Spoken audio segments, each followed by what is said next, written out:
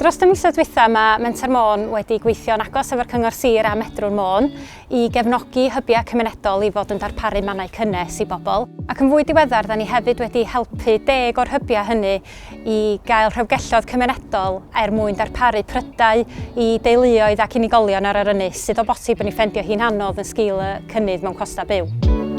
We were invited to get involved in response to what we were all seeing as an unfolding kind of challenge for people struggling on tight budgets with energy prices going through the roof and food prices following right behind them. The first week was obviously quite quiet in relation to getting the word out to people and people being aware that they were available.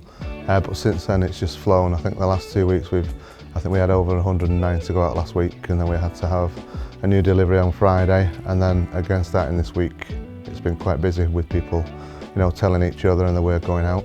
Unwaith wnaethon ni hysbysebu bod nhw ar gael i'r cyhoedd yn gyffredinol, mi gaethon ni ymatab anhygoel wsos dwytha, lle ath na dros 70 o brydau allan mewn un prawn. For us to be able to go back to our suppliers and say we need a bit of help here, we've got 10,000 meals to prepare in a very short space of time.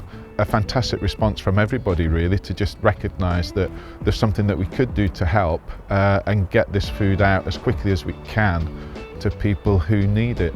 Feedback's been really good, saying how nice the meals are, how nice it is that they can have the meals and it's easy to put it in the microwave and it's very accessible to get. It's really important that these meals are going out to the harder to reach. It's nice and reassuring that they're coming in and telling us that they appreciate that. Dwi'n fam syngl i 3 o blant fach a dwi'n gweithio 2 swydd i gadw toech yn penna ni. Mae'r miri costa byw wedi'n effeithio ni, ond yn ddiweddar dwi wedi gallu defnyddio'r rhewgell sydd wedi lleoli'n ganolfan yn Biwmaris, a mae hyn wedi gwneud gweithio ni fel teulu. Da ni wedi gallu cael bwyd moethus, iach a blasus, felly diolch yn fawr i chi gyd. Dwi'n gwybod bod na dros 2,000 wedi mynd allan ar Ynys Môn sydd yn dangos bod na wir angen math yna o wasanaeth mewn ffordd i bobl sydd wir angen o yn ystod y cyfnod anodd mae da ni yn ei wynebu o ran costa byw. Da ni'n edrych ymlaen i gydweithio hefo'r hybiau ymhellach i adnabod a datblygu datrysiadau hir dymor.